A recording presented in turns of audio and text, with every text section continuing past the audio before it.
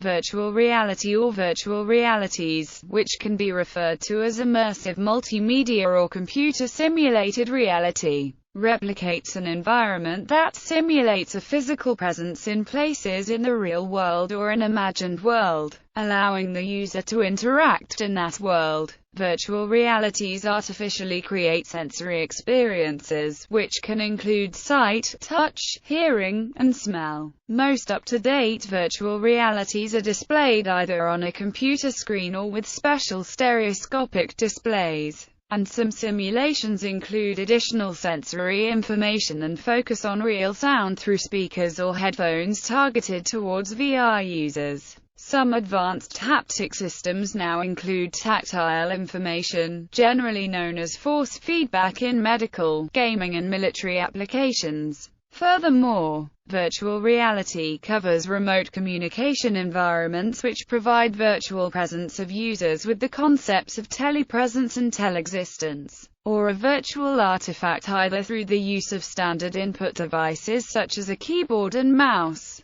or through multimodal devices such as a wired glove or omnidirectional treadmills. The simulated environment can be similar to the real world in order to create a lifelike experience, for example, in simulations for pilot or combat training, or it can differ significantly from reality, such as in VR games. Concept origins. In 1938, Antonin Artaud described the illusory nature of characters and objects in the theatre as la réalité virtuelle, in a collection of essays, La tête et son double. The English translation of this book, published in 1958 as The Theatre and Its Double, is the earliest published use of the term virtual reality. The term artificial reality, coined by Myron Kruger, has been in use since the 1970s. The term virtual reality was used in The Judas Mandala, a 1982 science fiction novel by Damien Broderick. The Oxford English Dictionary cites a 1987 article titled Virtual Reality, but the article is not about VR technology. Virtual reality in its modern usage was popularized by Jaron Lanier through his company VPL Research. VPL Research held many of the mid-80s VR patents, and they developed the first widely used HMD, iPhone and haptic input data glove. The concept of virtual reality was popularized in mass media by movies such as Brainstorm and The Lawn Mower Man. The VR research boom of the 1990s was accompanied by the non-fiction book Virtual Reality by Howard Rheingold. The book served to demystify the subject, making it more accessible to less technical researchers and enthusiasts. Multimedia. From Wagner to Virtual Reality, edited by Randall Packer and Ken Jordan and first published in 2001, explores the term and its history from an avant-garde perspective. History. Before the 1950s, the first traces of virtual reality came from the world of science fiction. Stanley G. Weinbaum's Pygmalion's Spectacles is recognized as one of the first works of science fiction that explores virtual reality.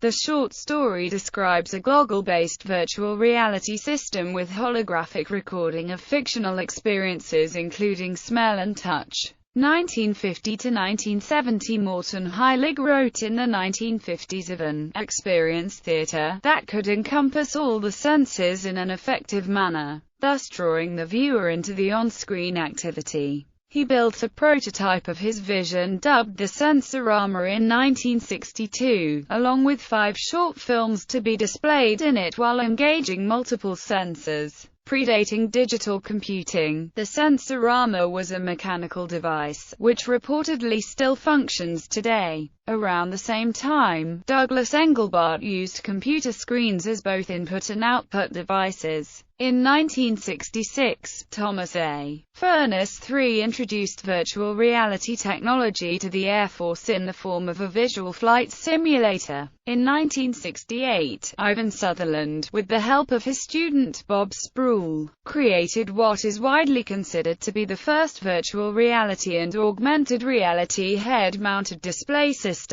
It was primitive both in terms of user interface and realism, and the HMD to be worn by the user was so heavy that it had to be suspended from the ceiling. The graphics comprising the virtual environment were simple wireframe model rooms. The formidable appearance of the device inspired its name of the Sword of Damocles. 1970 to 1990. Also notable among the earlier hypermedia and virtual reality systems was the Aspen Movie Map, which was created at MIT in 1977. The program was a crude virtual simulation of Aspen, Colorado, in which users could wander the streets in one of three modes: summer, winter, and polygons. The first two were based on photographs. The researchers actually photographed every possible movement through the city's street grid in both seasons, and the third was a basic 3D model of the city. Atari founded a research lab for virtual reality in 1982, but the lab was closed after 2 years due to Atari shock. However, its hired employees, such as Tom Zimmerman, Scott Fisher, Jaron Lanier and Brenda Laurel, kept their research and development on VR-related technologies. By the 1980s, the term virtual reality was popularized by Jaron Lanier, one of the modern pioneers of the field. Lanier had founded the company VPL Research in 1985. VPL Research has developed several VR devices like the Data Glove, the iPhone, and the Audiosphere. VPL Research authorized the warrant of the Data Glove to New York video game company Mattel. Mattel used this technology and made an accessory known as the Power Glove. It was hard to use and not popular at all. However, the price for this accessory was $75. It might be the earliest affordable VR device.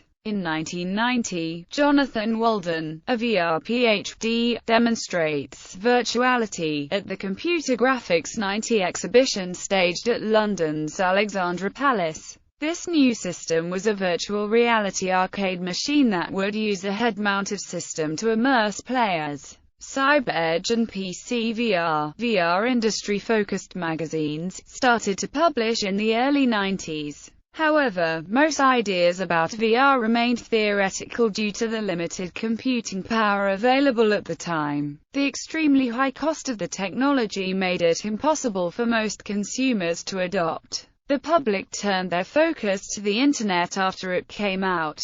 The VR industry went silent in the US, and only provided VR devices for medical, flight simulation, automobile industry design, and military training purposes. 1990 to 2000. In 1991, Sega announced the Sega VR headset for arcade games and the Mega Drive console. It used LCD screens in the visor, stereo headphones, and inertial sensors that allowed the system to track and react to the movements of the user's head. In the same year, Virtuality launched and went on to become the first mass-produced, networked, multiplayer VR location-based entertainment system. It was released in many countries, including a dedicated VR arcade at Embarcadero Center in San Francisco, costing up to $73,000 per multipod virtuality system. They featured headsets and exoskeleton gloves that gave one of the first immersive VR experiences.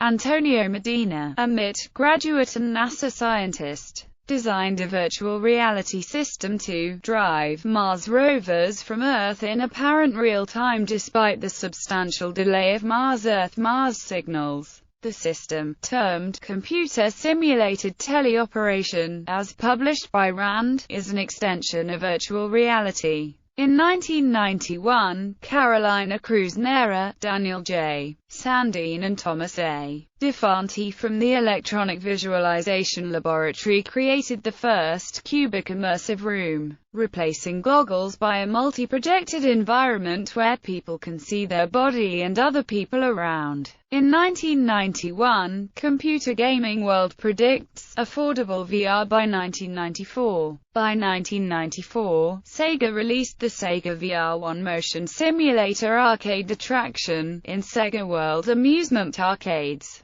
It was able to track head movement and featured 3D polygon graphics in stereoscopic 3D, powered by the Sega Model 1 arcade system board. Also in 1994, Apple released QuickTime VR, a widely available product for interacting with VR models. A year later, the artist Maurice Benayoun created the first VR artwork connecting in real time two continents. The tunnel under the Atlantic, between the Pompidou Center in Paris and the Museum of Contemporary Art in Montreal. The installation included dynamic real-time 3D modeling, video chat, spatialized sound and AI content management. The Virtual Boy was created by Nintendo and was released in Japan on July 21, 1995 and in North America on August 15, 1995. Also in 1995, a group in Seattle created public demonstrations of a cave-like 270-degree immersive projection room called the Virtual Environment Theater,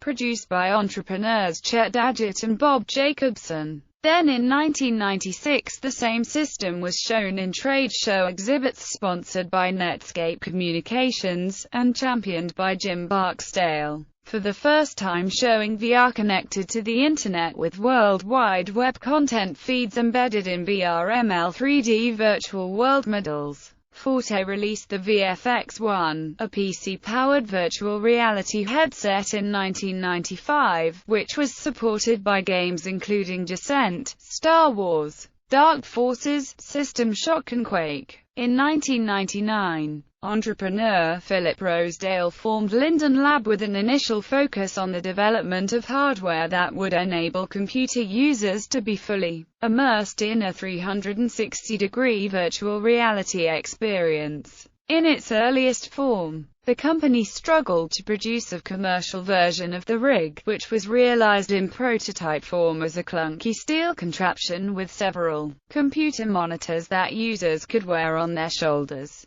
That vision soon morphed into the software-based 3D virtual world Second Life. 2000 present day. In 2001, SAS3 or Shash Cube became the first PC-based cubic room, developed by ZA Production, Barco, Clarté. Installed in Laval, France in April 2001. The Shash library gave birth to Virtual's VR Pack. By 2007, Google introduced Street View, a service that shows panoramic views of an increasing number of worldwide positions such as roads, indoor buildings and rural areas. It also features a stereoscopic 3D mode, introduced in 2010. In 2010, Palmer Luckey, who later went on to found Oculus VR, designed the first prototype of the Oculus Rift. This prototype, built on a shell of another virtual reality headset, displayed only 2D images and was noticeably cumbersome to wear. However, it boasted a 90-degree field of vision that was previously unseen anywhere in the market at the time.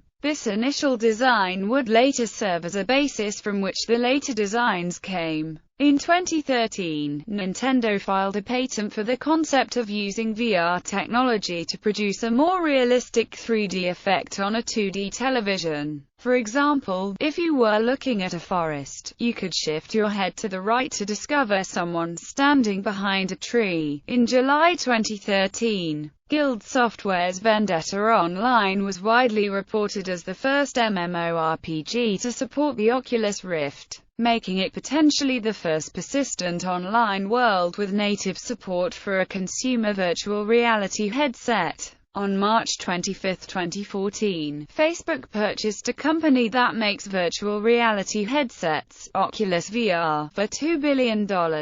Sony announces Project Morpheus, a virtual reality headset for the PlayStation 4. Google announces Cardboard, a do-it-yourself stereoscopic viewer for smartphones. Since 2013, there have been several virtual reality devices that seek to enter the market to complement Oculus Rift to enhance the game experience. 1. Virtuix Omni is based on the ability to move in a three-dimensional environment through an omnidirectional treadmill. Glove 1, the first glove developed for pressive sensation to stimulate touch and make it appear that the user has something in his hand. In February-March 2015, HTC partnered with Valve Corporation announced their virtual reality headset HTC Vive and controllers, along with their tracking technology called Lighthouse. The company anticipates releasing the Vive to the public in April 2016. In July 2015, OnePlus became the first company to launch a product using virtual reality.